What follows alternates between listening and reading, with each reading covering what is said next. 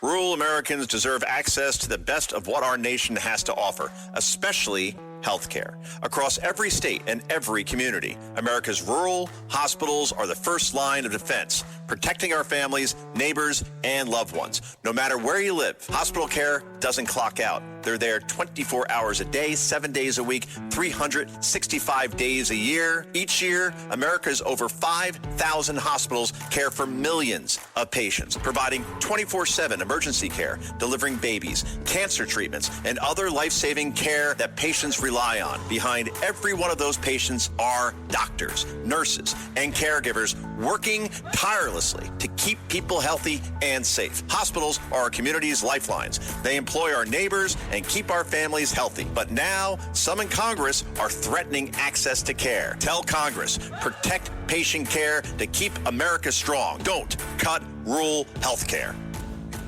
Listen, all you New Yorkers.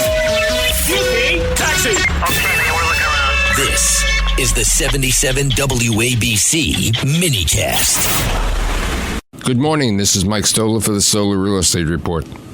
2026, new mayor, lots of new legislation, rent freezes, all these new problems that are in the market.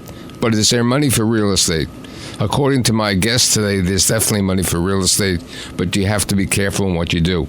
I'm fortunate to have my friend Frank Korzekwinski, who is the Senior Executive Vice President in charge of real estate at Flushing Bank. Thanks for being here. Thank you, Mike. Happy to be back again. Okay, would you tell me, first of all, what's happening with Flushing Bank and Ocean First Bank? I think it's an interesting thing. Well, certainly.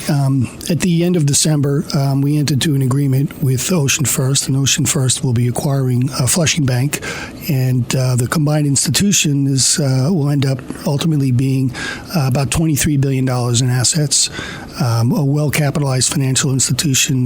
We estimate our Tier 1 capital to be in excess of 13%, strong reserves. And one of the most notable parts of the transaction was Warburg Pincus, which is an investment firm known for its quality investments, joined into the transaction and invested $225 million into the deal. So it has given us tremendous street credibility. And right now we are in the process of building a plan of action to merge or combine the two institutions sometime in the near future. And we are just awaiting shareholder approval as well as a regulatory approval. And you said it'll be a $23 billion institution. $23 billion, 71 branches, with coverage from Washington, D.C. up to Boston. So we've become a very substantial part of a very successful organization, and we're looking forward to making our contribution. Okay, with regard to lending, what are you lending on now? So our book of business has not changed much over the years.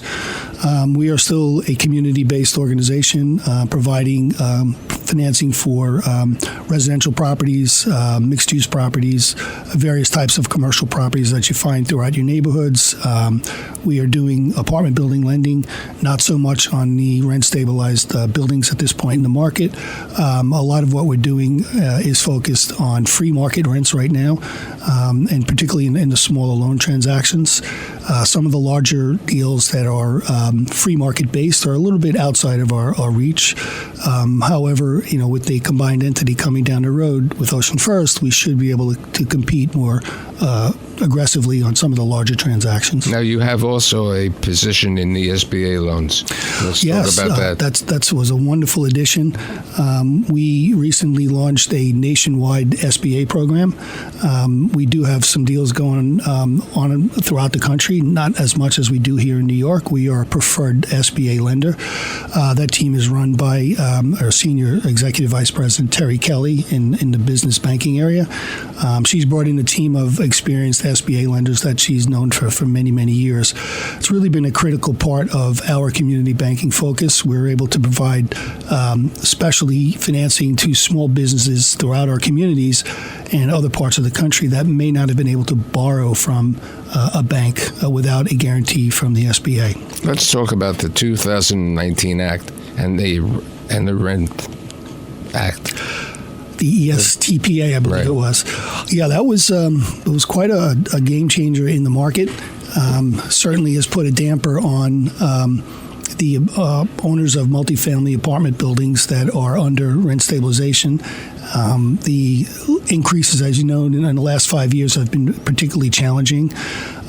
They've made a number of changes to the tax abatement programs that they had available for owners to reinvest in their buildings. They've extended the period of time in which they could recapture their investment, and they've significantly limited the amount of investment that they can make into a building and still achieve a return over a period of time. So it's really been a very difficult situation for building owners to absorb. These buildings, many of them go back to pre-World War II. Some of the buildings in New York City, they go 1800s in some places in the Lower East Side. And a multifamily business is a capital-intensive business. It needs money to be invested constantly. If you can't reinvest, you can't maintain the building. And in order to reinvest, you need some sort of return. So we're sort of at odds as an industry with that particular act right now. What about the new act that we're talking about, the REST Act? So the REST Act is interesting. It's called the Rent Emergency Stabilization Act. It's in the state Senate right now, and it's up for debate this session. And what it does is it attempts to enable local municipalities throughout the state to institute rent regulations on residential dwellings with fewer than 6 units. This was also part of the COPA law, but was removed later on. These local municipalities will be given additional flexibility to utilize publicly available data to make determinations as to whether or not a housing emergency exists. There's no question that a housing emergency does exist. Listen, throughout the state, there is a challenge. We just do not have a sufficient supply of residential dwellings to meet the demand. That's for sure. So continue on the rest. So, the REST Act is really going to impact the owners of a 2, 3, 4, 5 family building throughout the state. Weren't they protected before?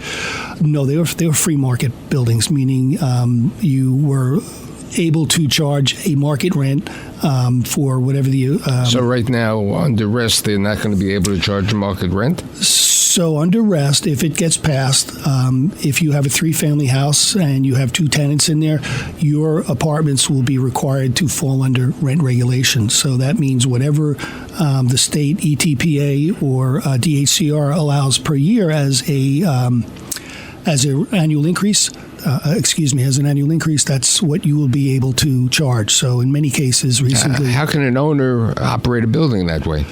It's extremely difficult, and I think if a dishwasher goes, if a sewer line gets backed up, these are very substantial expenses for someone who owns a 2 or 3 family house to have to bear without having an opportunity to recapture that cost.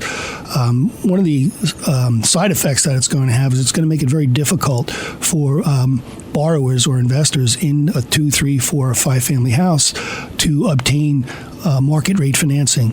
I think many financial and banking institutions are going to shy away from those transactions because they're starting to see now under ESTPA the challenges that owners have under rent regulation. So what does that do? That opens the door for less than scrupulous lenders or speculating lenders to come in and charge market rates well in excess of what's going on in the market today. That means it costs more for the homeowner to run their building, even though they can't collect enough rent to pay for the added cost of the financing or the repairs. So how do we live with this potential rent freeze? That's a real difficult question to ask. I think expense management is the name of the game. You need to be on your game in terms of controlling your expenses. You're going to have these peak seasons like we had this February with heat and oil consumption kind of getting out of control. I think we'll continue to see some consolidation in the industry. The days of an individual owner starting out with a 16 or a 20 family building are probably gone because you need size and scale in order to compete in this marketplace. So it's going to be very difficult going forward unless there are some changes to some of the regulations. And what type of changes do you possibly see? Well, I think there's some discussions out there that there's 25 or maybe 30,000 vacant apartments in New York City that are under rent regulation. The quickest way to solve that problem would be to provide some type of vehicle in which owners can invest in those 25,000 units to bring them onto market, bring them up to the condition that people would expect to live in. And it would not take years and years to solve that problem. If you're going to build a 200-unit building, whether it's in Bronx or Brooklyn, it could take 3 years just to get through the approval process, and then you have 18 to 24 months to develop. You have the situation if it has more than 99 units, it has to be union. Yes, but there's another one coming out, 95X or something like that, a new tax 485X. program. 485X, excuse me. Right. So that's going to make it a much more appealing for less than 100 units, but it's still going to take a couple of years. So if the average building is 100 units, it could take 20 years to build 20,000 units. If you create an incentive for these investors to invest their own money into the building, giving them some sort of investment credit or allowance to come up to market, they can solve that problem in less than a year. What's your thoughts about the construction market? It's very hot right now. Anywhere you see an old shopping center that's suffering some vacancies, it's kind of being leveled and being redeveloped into some form of live-work kind of space where they have shopping, some office, and some residential dwellings. Long Island is on fire. Any piece of land that they can find, particularly in the transit hub, they're popping up 40, 50 units at a clip. It's a desirable area for banks. The returns are better than they are in stabilized properties. I think all systems are go, and there is a movement out of New York City into Westchester County, Connecticut, parts of New Jersey, and Long Island, and just a tremendous demand. So I see that being a very attractive market. So I think it's very interesting with the Ocean First deal and the fact that you've been there so many years and you're on the pulse. And I'd like to thank you for being here today. And best of luck on the merger. Thank you, Mike. Look forward to seeing you again. Rural Americans deserve access to the best of what our country has to offer, especially health care. Across every state, every community, America's rural hospitals are the first line of defense, protecting our families, neighbors, and loved ones. No matter where you live, hospital care doesn't clock out. They're there 24 hours a day, 7 days a week, 365 days a year. Each year, America's over 5,000 hospitals care for millions of patients, providing 24/7 emergency care, delivering babies, cancer treatments, and other life-saving care that patients rely on. Behind every one of those patients are doctors, nurses, and caregivers working tirelessly to keep people healthy and safe. Hospitals are our community's lifelines. They employ our neighbors and keep our families healthy. But now, some in Congress are threatening access to care. Tell Congress, protect patient care to keep America strong. Don't cut rural health care.